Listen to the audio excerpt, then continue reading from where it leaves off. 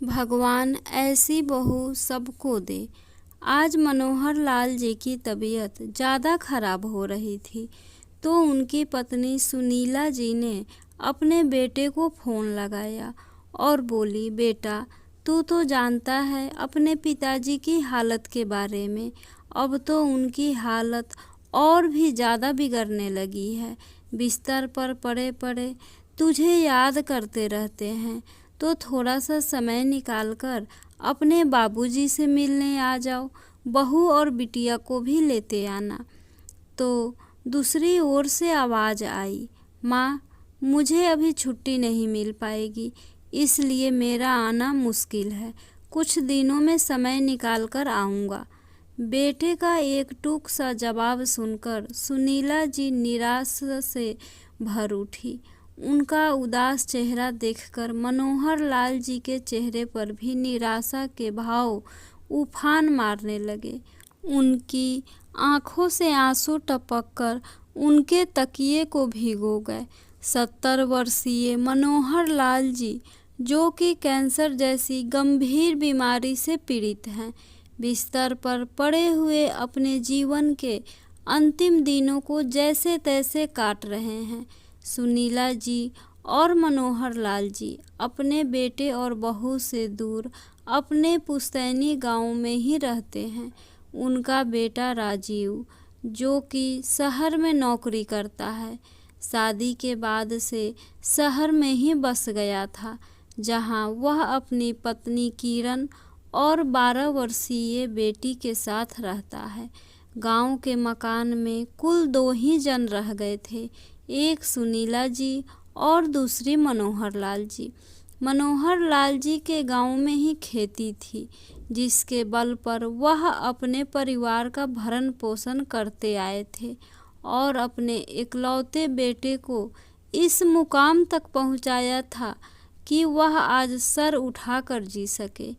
अपने परिवार को एक बेहतरीन जिंदगी देने के लिए उन्होंने अपनी सारी उम्र मेहनत करने में लगा दी, किंतु उम्र के साथ साथ उनके शरीर की ताकत कम होने लगी, जिसके कारण वह अपने ज़मीन को ठेके पर दे दिया था।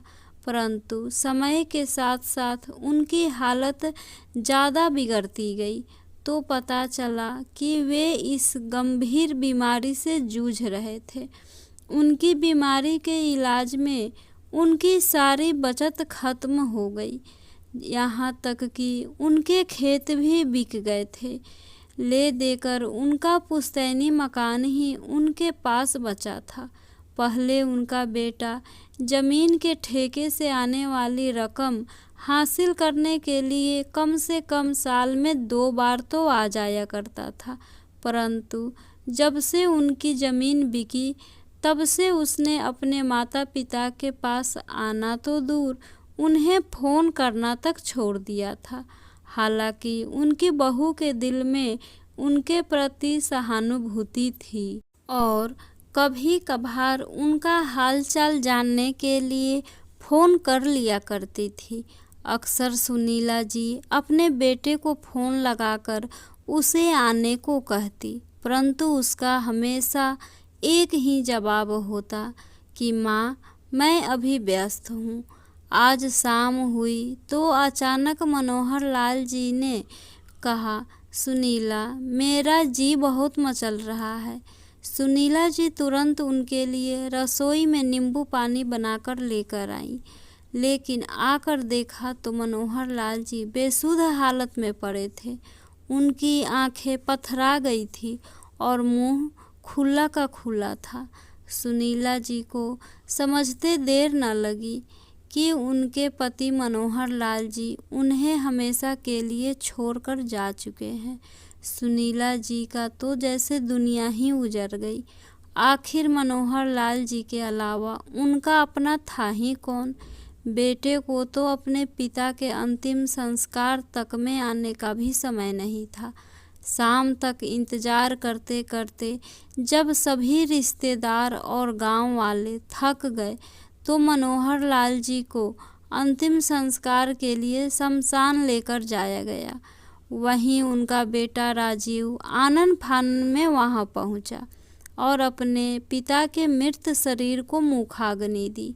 अभी 2 ही दिन बीते थे कि राजीव अपनी माँ के पास आकर बोला कि मेरे ऑफिस में बहुत ज़रूरी काम है। उस दिन भी मैं बहुत मुश्किल से छुट्टी लेकर आया था। जो होना था सो हो गया, उसे बदला तो नहीं जा सकता, लेकिन मेरा काम बहुत ज़रूरी है। सुनीला जी गुमसुम सी बैठी हुई थी। उन्होंने ना तो अपने बेटे को जाने के लिए कहा और ना ही उसे रुकने के लिए कहा, बस एकटक निहारती जा रही थी।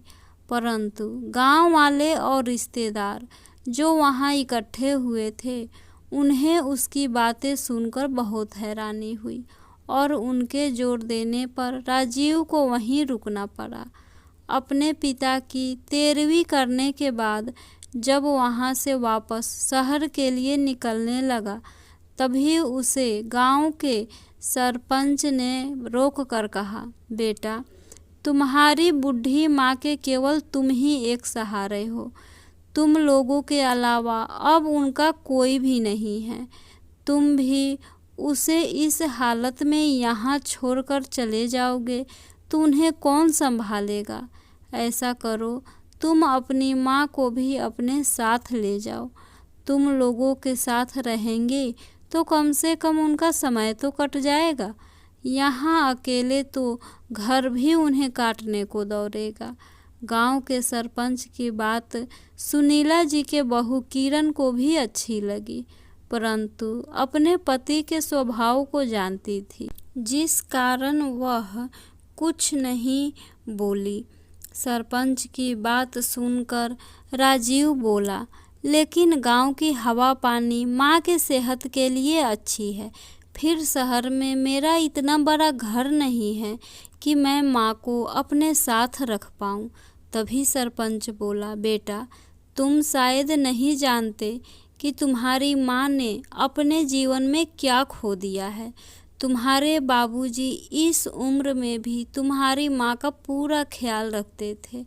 अब जब इस उम्र में उन्हें तुम्हारी सबसे ज़्यादा ज़रूरत है तो तुम अपने माँ को अपने साथ नहीं ले जाना चाहते। ठीक है, यदि तुम्हें अपनी माँ को अपने साथ रखने में ऐतराज़ है तो यहाँ ग्राम पंचायत उनकी देखभाल कर लेगी, लेकिन फिर उसके बाद मैं तुम्हें तुम्हारे पुश्तैनी मकान को छूने तक नहीं दूंगा।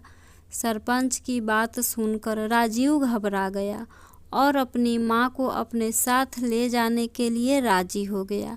सुनीला जी बहुत ही मानसिक पीड़ा से गुजर रही थी, इसलिए उनकी बहू उनकी देखभाल करना चाहती थी, लेकिन उनके बेटे को इस बात से कोई मतलब नहीं था। वह तो केवल सरपंच द्वारा जोर दिए जाने पर अपनी माँ को अपने साथ ले जाने के लिए राजी हो गया था। राजीव अव्वल दर्जे का मतलबी और लालची इंसान था, जो रिश्तों में भी अपना मतलब और स्वार्थ ढूंढा करता था। उसकी यही बात उसकी पत्नी किरण को बिल्कुल पसंद नहीं था। वह जैसे तैसे अपनी माँ को अपने घर ले आया, लेकिन कुछ ही दिनों में उसकी माँ उसकी आंखों में कांटों की तरह खटकने लगी थी, जबकि उसकी पत्नी उसके बिल्कुल विपरीत थी। वह एक औरत के दुख को भली भांति समझती थी, क्योंकि वह खुद भी एक औरत थी। तो वह जानती थी कि यदि किसी औरत का सहारा उसका सुहाग उजड़ जाए तो उस पर क्या बीतेगी, और वह भी ऐसी हालत में जब वह इंसान उसका इकलौता सहारा हो। परंतु वह अच्छी तरह से जानती थी कि उसका पति कितना लालची व्यक्ति है और पैसों के लिए किस हद तक जा सकता है। सुनीला जी को अपने बेटे के पास आए हुए पूरा 1 महीना हो चुका था, और जब राजीव ने पूरे महीने के खर्च का हिसाब लगाया तो उसके होश उड़ गए। बिजली के बिल को लेकर चिल्लाता हुआ आया और बोला, सीमा, आखिर तुम पूरा दिन करती क्या हो? घर में अगर एसी लगवाया है तो क्या सारा दिन उसकी हवा ही खाती हो, जो इतना बिल आ गया है। और राशन पर भी कितना खर्च होने लगा है, पूरे 1500 रुपये ज़्यादा खर्च हुए हैं इस बार। तभी किरण बोली, इतनी ज़ोर ज़ोर से क्यों चिल्ला रहे हो? अरे माँ जी गांव से आई हैं, तो ऐसे में अगर 1500 रुपया खर्चा बढ़ भी गया तो कौन सा आसमान टूट पड़ा। इतनी कंजूसी अच्छी बात नहीं है। और फिर इसमें से 1000 रुपया तो गांव आने और जाने के किराए में खर्च हुआ था।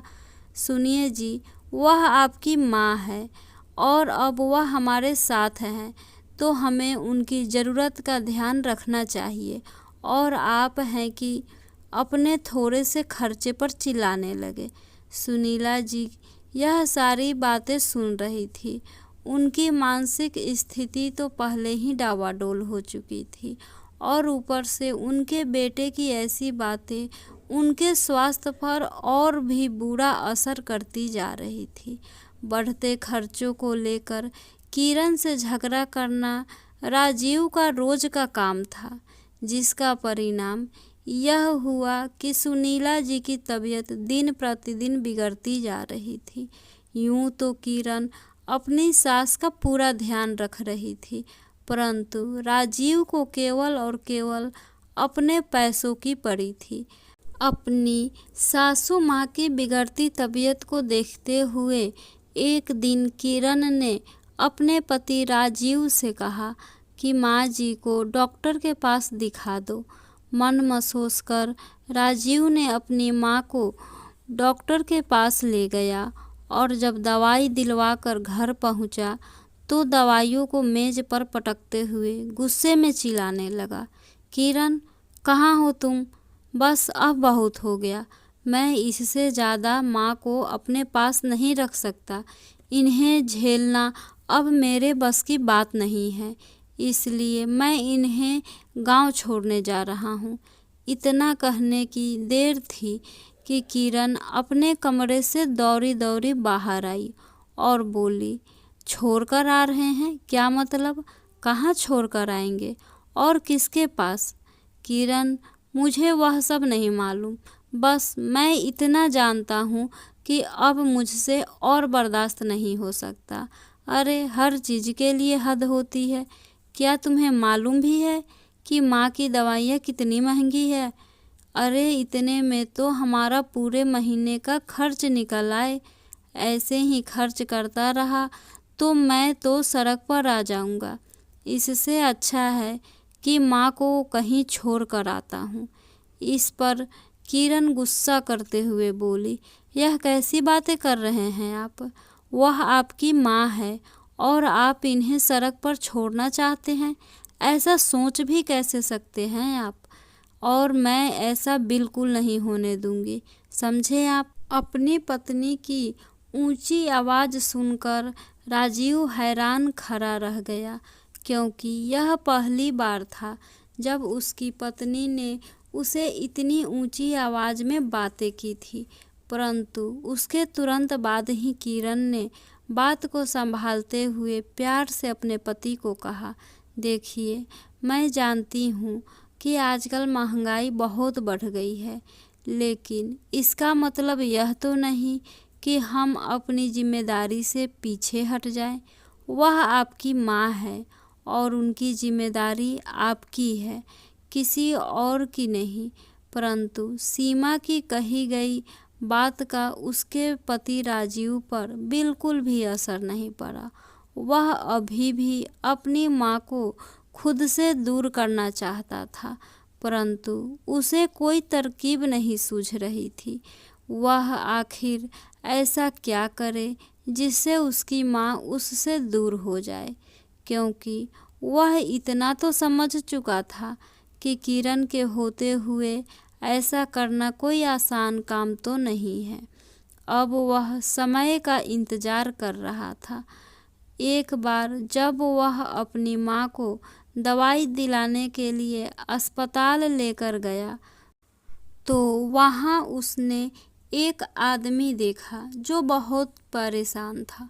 दरअसल उसकी माँ की दोनों किडनियाँ खराब हो चुकी थी, जिस कारण उन्हें किडनी ट्रांसप्लांट करवाने के लिए एक डोनर की ज़रूरत थी, परंतु उन्हें एक परफेक्ट डोनर नहीं मिल पा रहा था और उनके पास कुछ ही दिनों का समय था। राजीव यह देखकर हैरान था कि वह आदमी अपनी माँ के लिए लाखों रुपए देने को भी तैयार था ताकि कोई उसकी माँ को एक किडनी देने के लिए तैयार हो जाए। लेकिन कहते हैं ना, विनाश काले विपरीत बुद्धि। जैसे ही यह बात राजीव को पता चली, वैसे ही राजीव के दिमाग में एक बहुत ही घटिया तरकीब आई। उसने जाकर डॉक्टर से बात की और कहा कि उसके पास एक डोनर है। उसने डॉक्टर से अपनी माँ के बारे में बात की, परंतु डॉक्टर ने कहा कि इस उम्र में माँ जी की किडनी निकालने से उनकी सेहत पर बहुत ज़्यादा बुरा असर पड़ सकता है। इसलिए डॉक्टर ने उसकी बात नहीं मानी, तो राजीव ने डॉक्टर को किडनी के बदले मिलने वाले पैसे में से कुछ हिस्सा देने की पेशकश की। डॉक्टर को भी मालूम था कि वह आदमी अपनी माँ की जान बचाने के लिए एक डोनर को मुंह मांगी कीमत देने के लिए तैयार है, तो डॉक्टर ने भी लालच में आकर हाँ कर दी। उधर सुनीला जी अपनी बीमारी के कारण पहले ही बेसुध सी रहती थी, इसलिए राजीव अपनी माँ को डॉक्टर की निगरानी में अस्पताल में ही छोड़कर चला गया ताकि किडनी ट्रांसप्लांट से पहले जो भी चेकअप वे करना चाहते हैं आसानी से कर ले, क्योंकि डॉक्टर ने भी कहा था कि हम ऐसी ही किसी की किडनी निकालकर किसी दूसरे में ट्रांसप्लांट नहीं कर सकते। उसके लिए बहुत से चेकअप करने होते हैं और जब सारी रिपोर्ट देख ली जाएगी तभी पता चल पाएगा कि वह सही डोनर है भी या नहीं। इसलिए राजीव अपनी माँ को वहीं अस्पताल में छोड़कर चला गया और जैसे ही वह घर पहुँचा तो किरण उससे माँ जी के बारे में पूछने लगी, परंतु किरण ने देखा कि उसका पति राजीव उससे नज़रें चुरा रहा था। काफ़ी देर तो चुप रहा, परंतु जब किरण ने कई बार पूछा तो उसने कहा कि जब मैं माँ जी को दवाई दिलवाकर आ रहा था तो माँ अचानक सड़क के दूसरी ओर चली गई। जब मैं उनके पीछे जाने लगा तो सड़क पर गाड़ियाँ आ गई और न जाने माँ कहाँ चली गई। किरण को यह सुनकर बहुत अजीब लगा। वह बोली, कमाल है, आपकी उपस्थिति में माँ जी अचानक कहीं चली गई और आप यहाँ आराम से बैठे हुए हो। तो राजीव बोला, तो मैं क्या करता? तुम्हें भी मालूम है कि 24 घंटे से पहले कोई पुलिस वाला कोई कार्यवाही नहीं करता। ऐसे में मैं क्या करता? मैं उन्हें काफ़ी ढूंढा पर वह नहीं मिली। अब तुम ही बताओ मैं क्या करता? किरण उस समय चुप हो गई, परंतु यह बात वह मानने को तैयार ही नहीं थी कि माँ जी अपने आप कहीं चली गई। इसलिए वह खुद ही अपनी सासू माँ को ढूंढने के लिए निकल पड़ी, परंतु ढूंढते ढूंढते रात हो गई और सुनीला जी का कोई अता पता नहीं था। अब किरण 24 घंटे बीतने का इंतजार करने लगी, लेकिन जैसे ही अगली सुबह हुई, किरण यह देखकर हैरान थी कि राजीव जल्दी जल्दी उठकर नहा धोकर तैयार हो गया और घर से जल्दबाजी में निकल गया।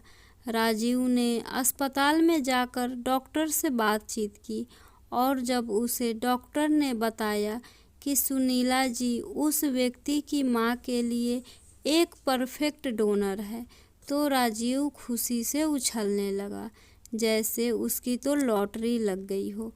उसकी आंखों में ढेर सारे पैसे की तस्वीर नाचने लगी। डॉक्टर ने उसे बताया कि वह आदमी किडनी के लिए 70 लाख रुपए देने को तैयार है। तो राजीव को यह सुनकर और भी लालच आ गया। उसने डॉक्टर के सामने एक बात पूरी तरह से स्पष्ट कर दी कि वह अपनी माँ की जान को केवल कुछ लाख रुपए के लिए तो दांव पर नहीं लगा सकता। आखिर माँ के प्यार को कोई इतनी कम कीमत में कैसे दे सकता है। राजीव ने सोचा, पूरी उम्र के लिए पैसा इकट्ठा करने का इससे अच्छा मौका फिर कहीं नहीं मिलेगा। इसलिए उसने लालच के वश में आकर अपनी माँ की किडनी के लिए पूरे 1 करोड़ रुपए की मांग की और मन में सोचने लगा कि बस मुझे 1 करोड़ रुपए मिल जाए, फिर यह लोग चाहे माँ की किडनी निकाले या आंखें, मुझे कोई फर्क नहीं पड़ता। उस अमीर व्यक्ति ने 1 करोड़ रुपए देने के लिए भी हाँ कर दी। उधर किरण के शक की सुई लगातार उसके पति राजीव की तरफ ही जा रही थी, क्योंकि राजीव सुबह सुबह इतनी जल्दबाजी में निकला था। वह जानती थी कि यह कोई सामान्य घटना नहीं है, इसके पीछे जरूर कोई न कोई राज है।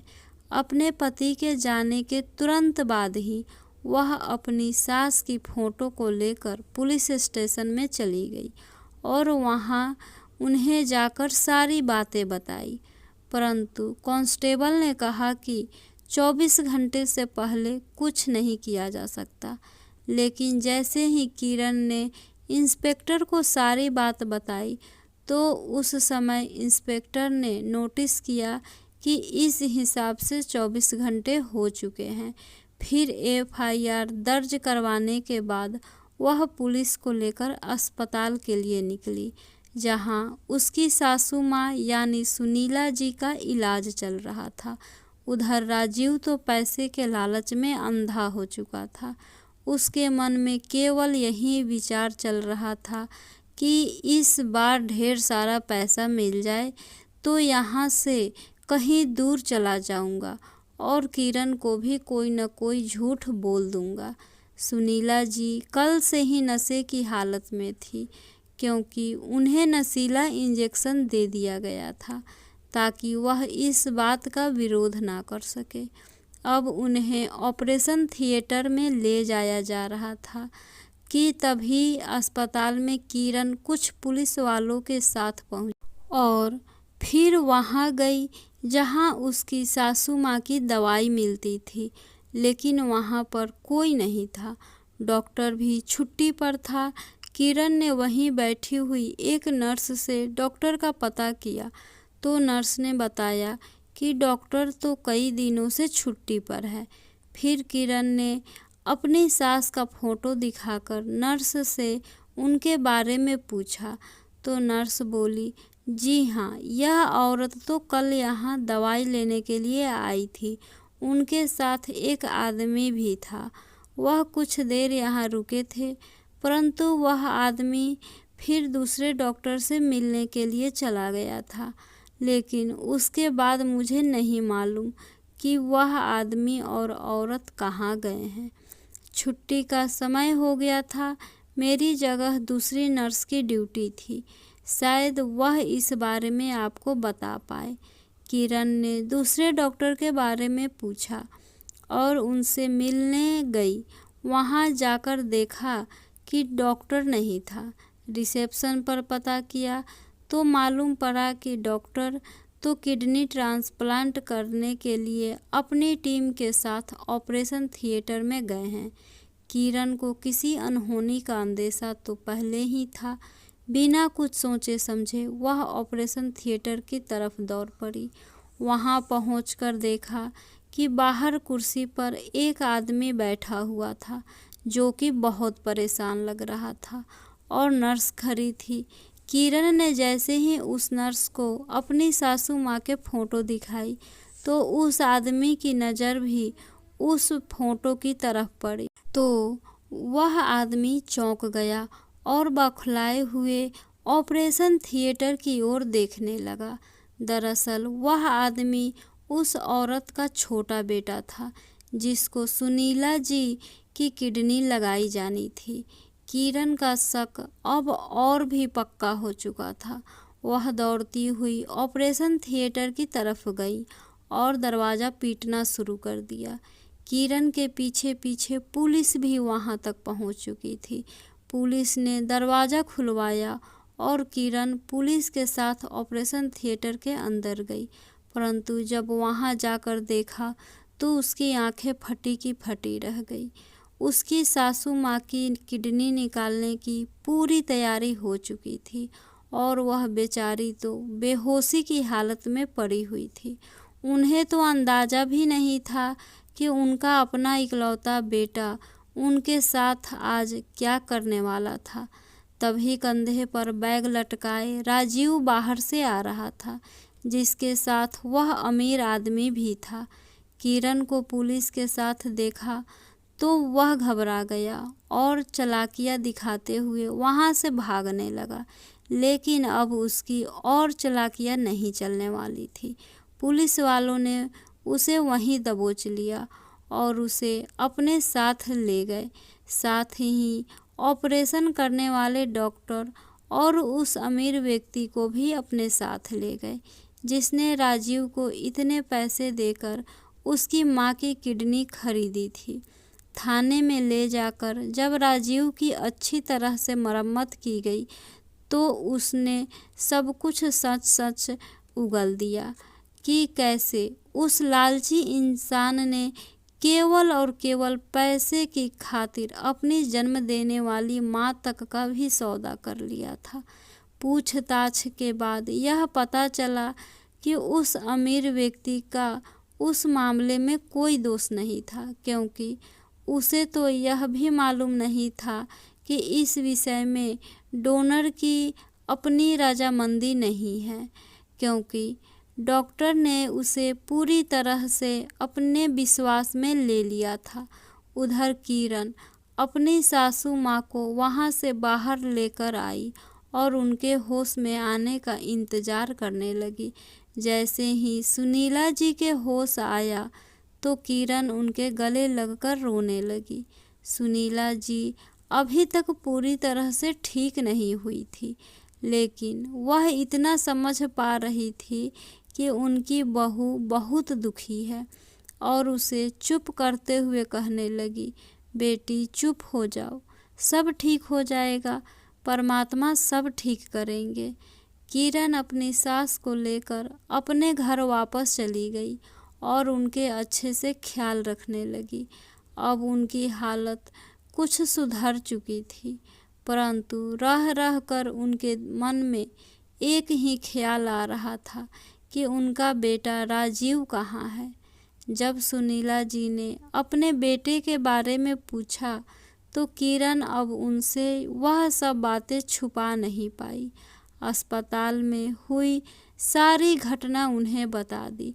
सुनीला जी यह सब बातें जानकर बहुत हैरान रह गई और सोचने लगी कि क्या कमी थी उनका परवरिश में, जो उनका बेटा इस रास्ते पर चल पड़ा।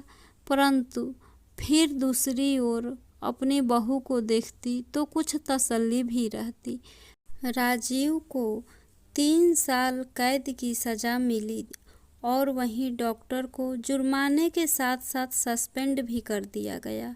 समय बीतने के साथ साथ शांत और सुखद माहौल मिलने के कारण सुनीला जी का स्वास्थ्य भी अब अच्छा होने लगा था। वह धीरे धीरे ठीक होने लगी थी। उधर किरण ने घर में रहते हुए ही ऑनलाइन जॉब शुरू कर दी, जिससे घर का खर्चा निकल सके, क्योंकि वह अपनी सास को इस हालत में छोड़कर नहीं जाना चाहती। देखते ही देखते अब सुनीला जी बिल्कुल ठीक हो गई थी। 3 साल बीतने के बाद जब राजीव घर वापस आया तो वह पहले जैसा राजीव नहीं था।